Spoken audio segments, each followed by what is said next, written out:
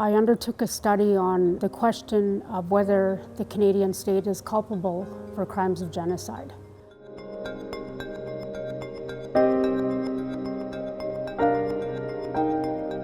What is the legal meaning of the limited definition of genocide in the criminal code? So basically it means whether the Canadian state violates customary international laws on genocide.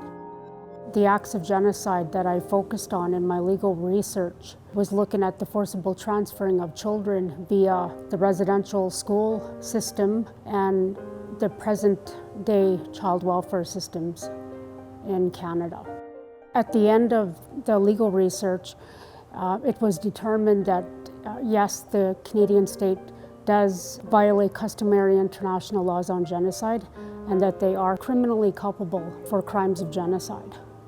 Canada was instrumental in having cultural genocide deleted from the UNGC, or the Genocide Convention.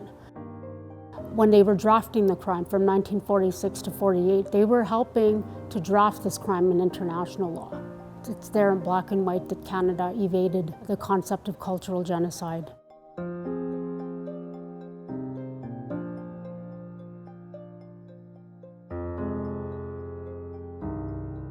Government reports describe the residential school system wrought with abuse, physical, emotional, sexual abuse, neglect, mistreatment, inadequately fed, which are all euphemisms.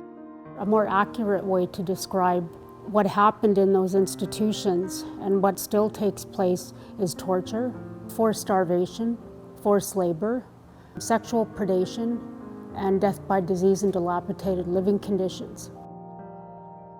Canada has not examined the legal issue of international laws on genocide in its own domestic courts, which leaves Indigenous peoples and nations, the original nations and peoples, vulnerable because they have no recourse.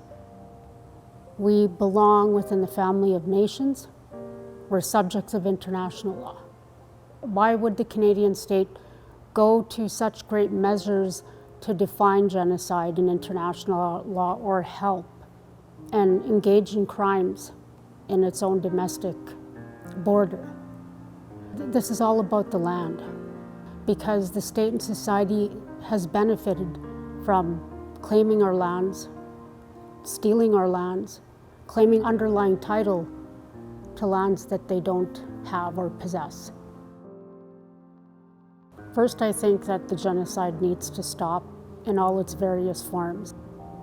What should happen next is that the peace and friendship treaties created between the Crown and the Indigenous Nations, or the original nations, for example, where I come from, the Nehiyaw or Cree, they should be implemented according to the original spirit and intent. I think the next steps would be having an open discussion in Canada, and also globally, because this doesn't just affect Indigenous peoples and nations in Canada.